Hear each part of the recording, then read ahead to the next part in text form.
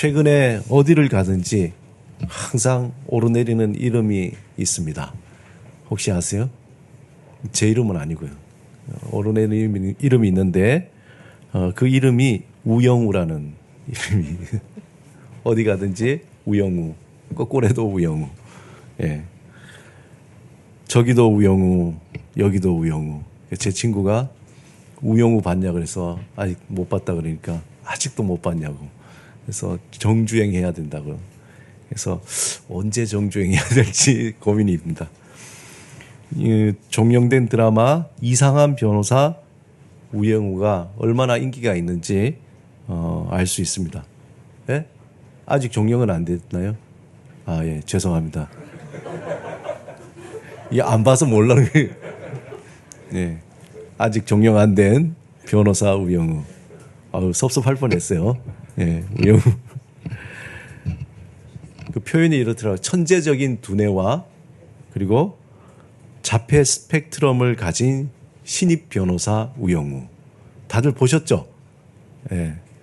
저만 아직 이렇게 짤방 보다가 어제, 그러니까 1편, 2편 어제 식사하면서 이렇게 봤는데, 제가 또 드라마를 좋아하기 때문에 빠질까봐 더 보면 안 되겠더라고요. 날만 잡고 있습니다. 이 드라마를 시청한 분이라면은 우영우 변호사가 사실 현실적이진 않잖아요. 그렇지만 저런 변호사가 있으면 참 좋겠다.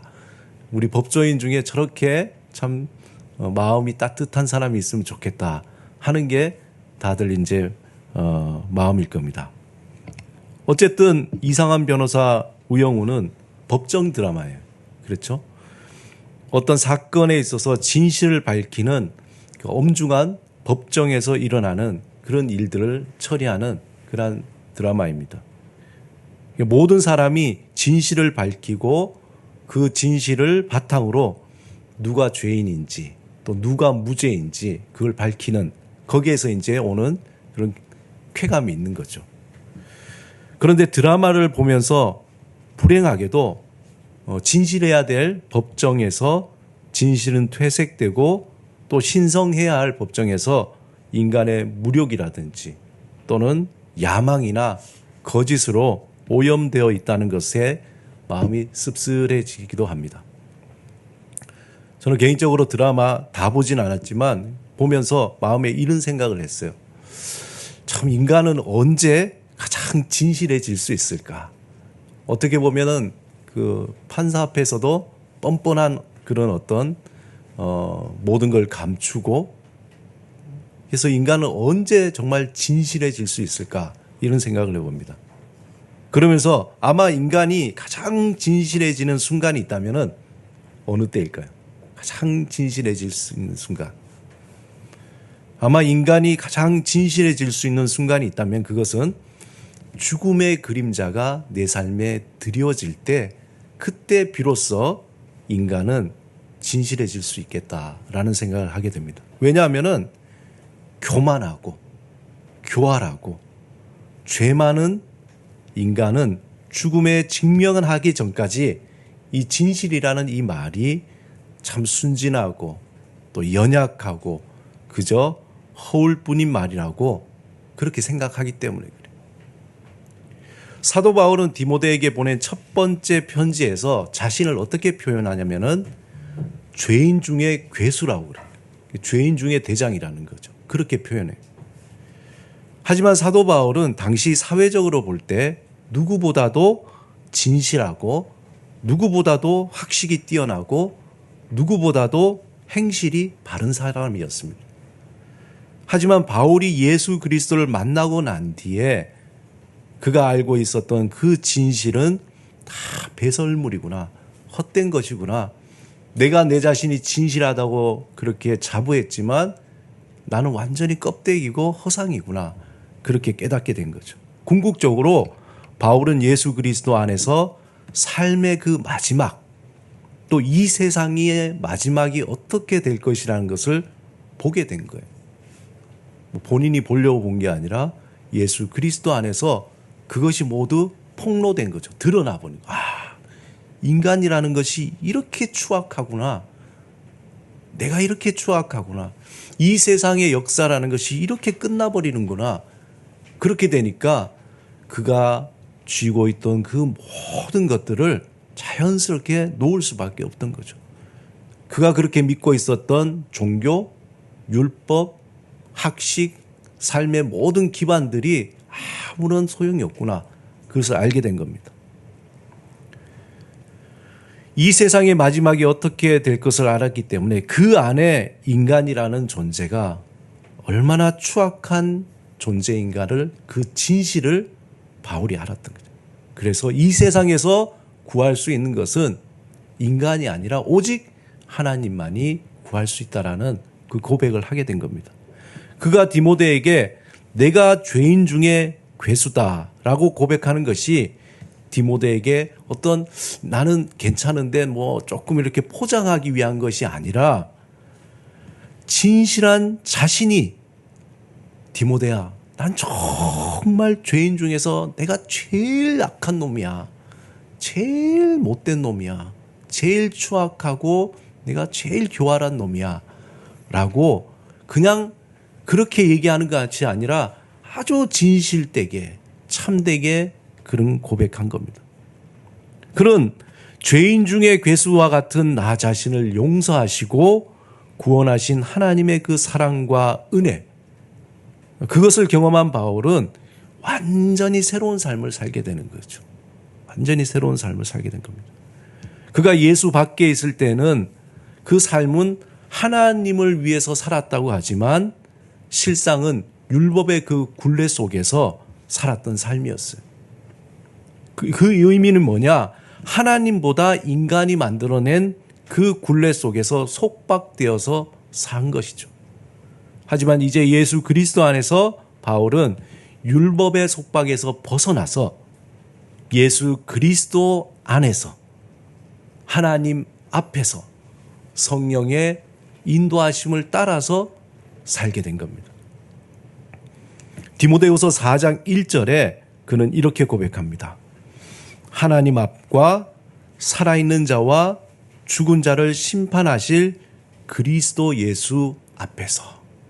그냥 단순하게 쓴 것이 아니라 나는 예전에는 율법 앞에서 그리고 학식 앞에서 명예나 그 사회가 주는 그 안정된 삶 앞에서 내가 살았지만 지금은 내가 하나님 앞에서 사는 예수 그리스도 앞에서 심판자 되시는 그 하나님 앞에서 살기 때문에 내가 그렇게 사사롭게 살 수 없다는 거예요.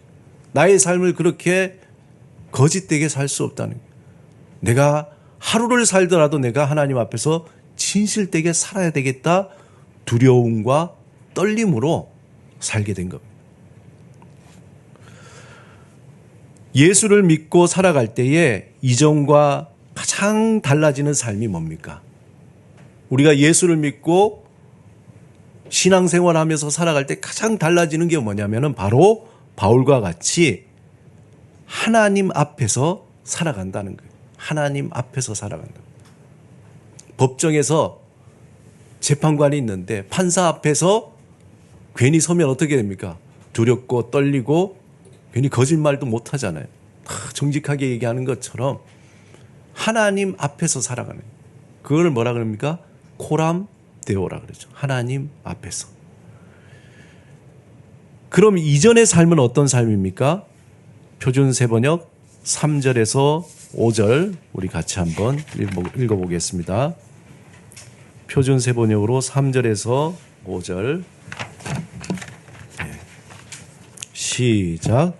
때가 이르면 사람들이 건전한 교훈을 받으려 하지 않고 귀를 즐겁게 하는 말을 들으려고 자기네 욕심에 맞추어 스승을 끌어들일 것입니다.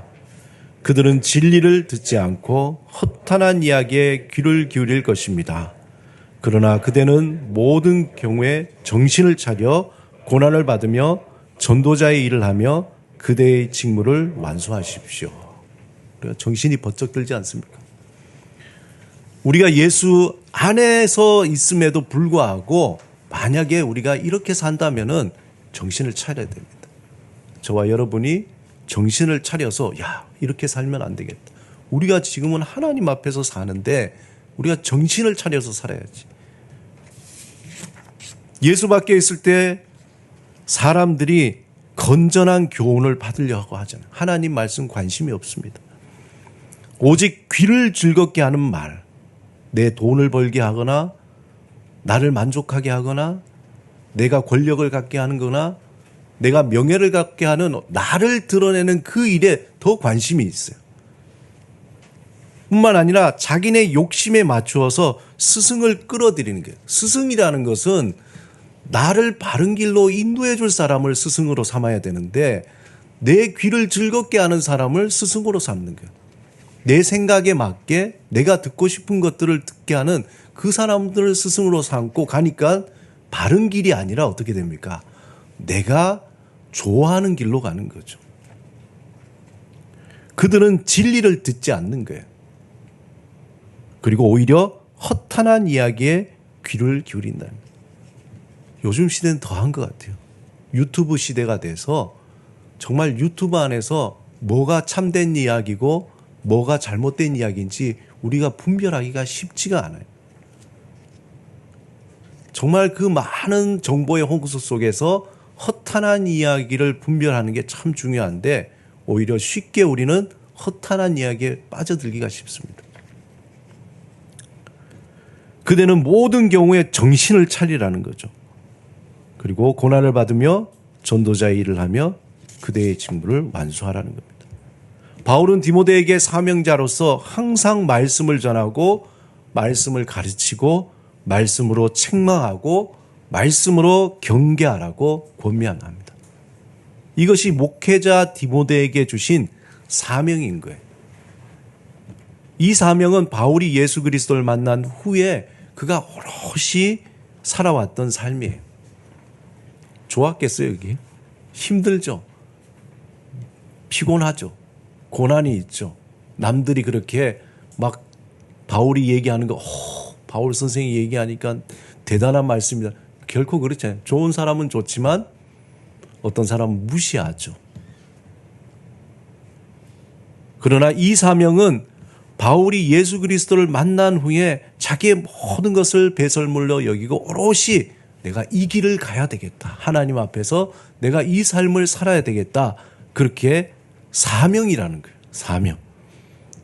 명령이잖아요. 주신 그 일을 내가 완수해야 되는 거예요. 이 사명이 목사로 부른 저에게도 동일한 사명이에요. 고민인 거죠. 또한 단지 목회자뿐만 아니라 모든 그리스도인이 따라야 할 사명이라는 거예요. 특별히 바울은 이제 자신이 죽음에 가까웠다는 것을 직감했어요. 참, 이것도 두려운 얘기 아니십니까? 아마 그 순간은 바울은 두 가지 마음이 교체됐을 거예요. 사람이 자기가 죽을 것을 안다는 것, 그것만큼 한편으로는 불행하지만 한편으로는 또 행복한 거예요.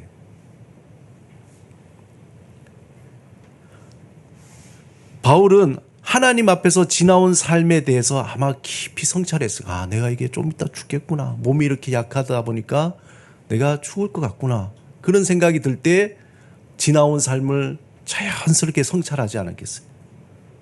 또 한 마음은 사명자로서 진실하게 살아온 삶에 대한 기쁨이죠. 그래도 내가 오롯이 그렇게 살았다는 것에 대한 마음의 기쁨이 있었을 거예요.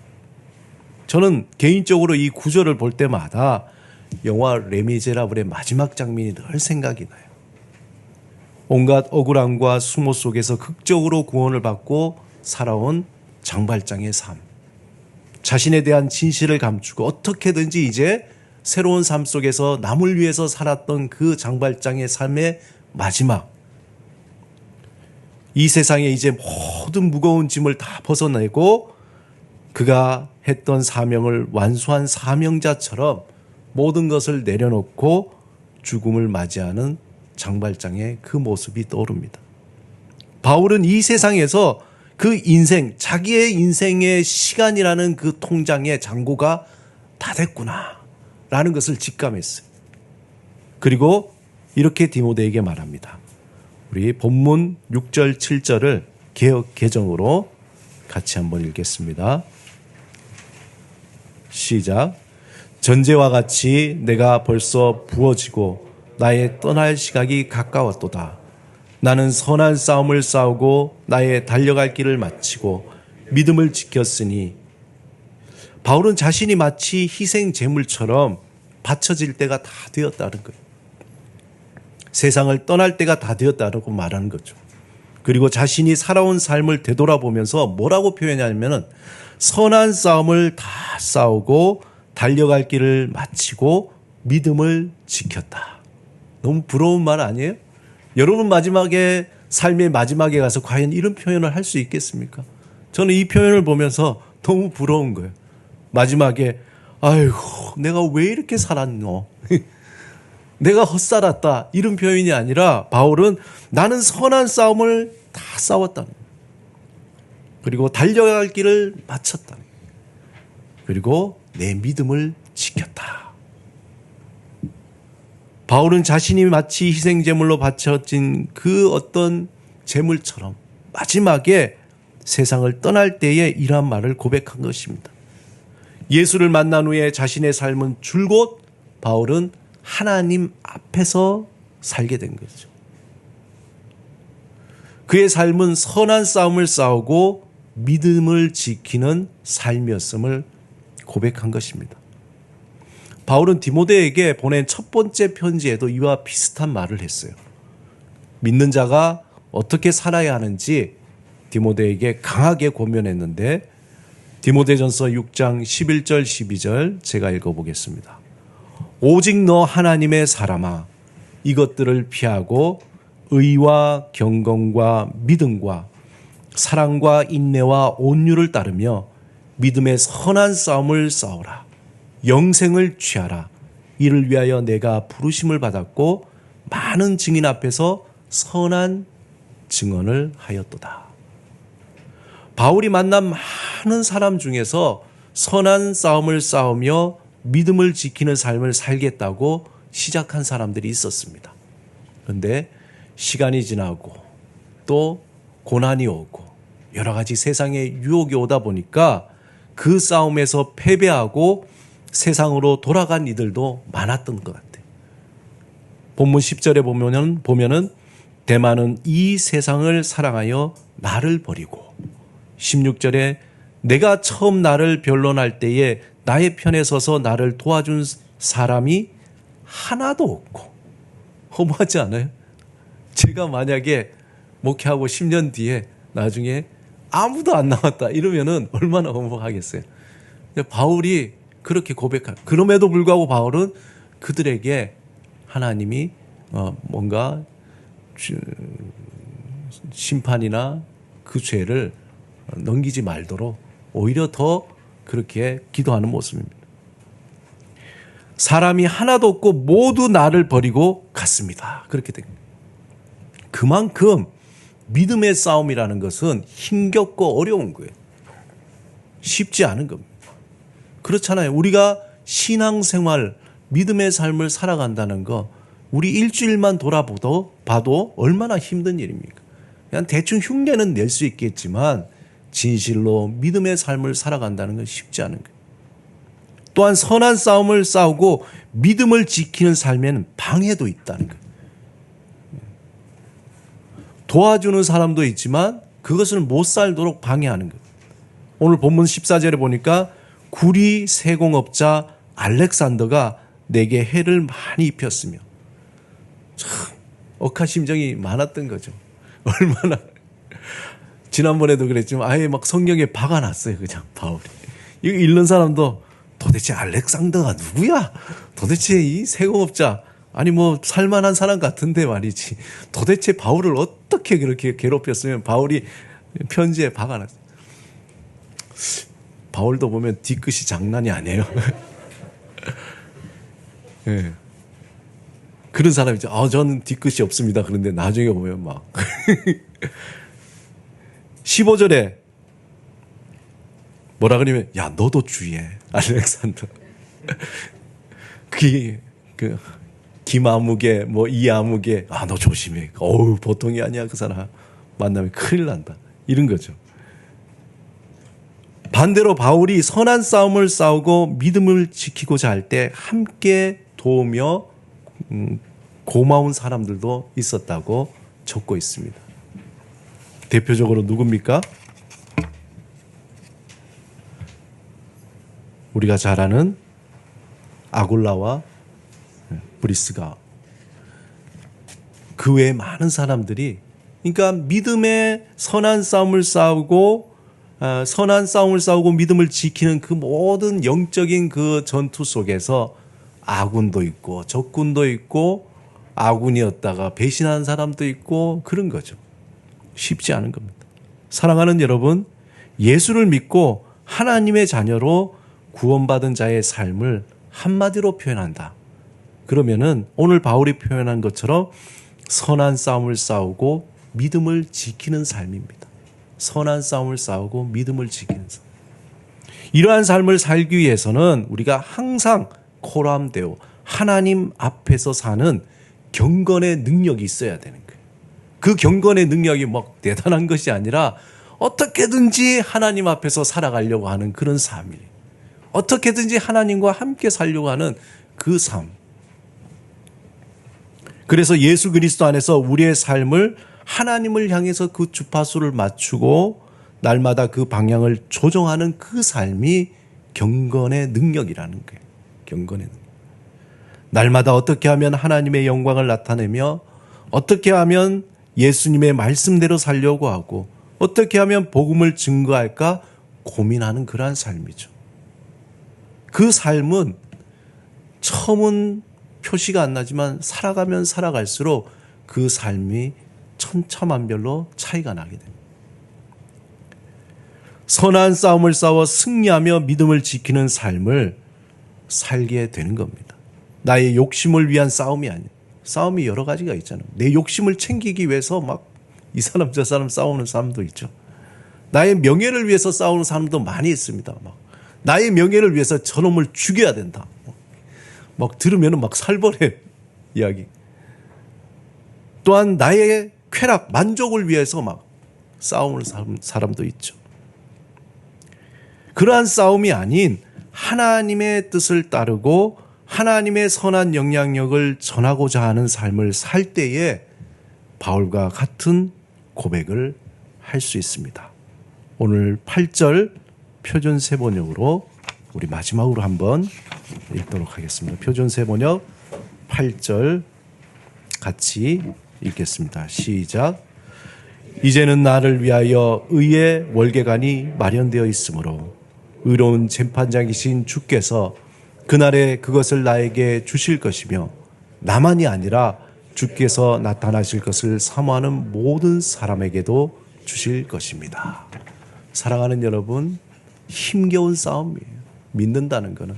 하지만 그 마지막에는 주님께서 우리에게 승리의 관을 주시고 우리를 받아주시고 우리에게 새로운 영원한 삶을 우리에게 허락해 주실 것입니다.